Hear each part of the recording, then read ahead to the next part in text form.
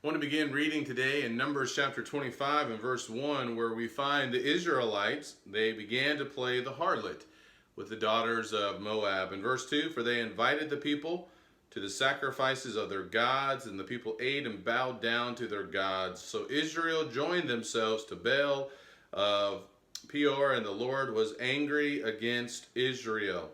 The Lord said to Moses, take all the leaders of the people and execute them in broad daylight before the Lord, so that the fierce anger of the Lord may turn away from Israel. So Moses said to the judges of Israel, each of you slay his men who have joined themselves to Baal of Peor. Then behold, one of the sons of Israel came and brought to his relatives a Midianite woman in the sight of Moses and in the sight of all the congregation of the sons of Israel, while they were weeping at the doorway of the tent of meeting. When Phinehas, the son of Eleazar, the son of Aaron, the priest, saw it, he arose from the midst of the congregation and took a spear in his hand. And he went after the man of Israel into the tent and pierced both of them through, the man of Israel and the woman through the body. So the plague of the sons of Israel was checked. Those who died by the plague were 24,000. I wanted to read that because, again, when you go to 1 Corinthians chapter 10, let me just adjust that. In verse number 8, Paul says, nor let us act immorally as some of them did. And 23,000 fell in one day.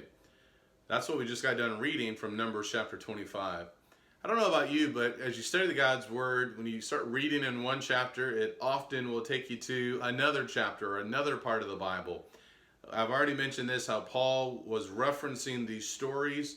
These were to be examples. They were to learn from them, the saints in Corinth, and so are we. And so one of the big things that I'm taking away from this, I'm just really excited just how going back to these stories is really just a powerful thing to do, to see just how far off and how quickly God's people had deviated from his will. The danger is the same for us now. That was taking place in the first century, back in 1 Corinthians chapter 5, where there was a brother who was engaged in sexual immorality, and Paul had to address that. So these are warnings that we should take very seriously. We should not take these stories for granted.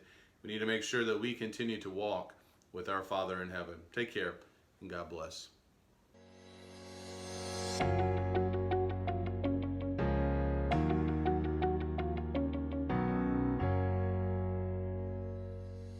Thank you for taking the time to watch this video.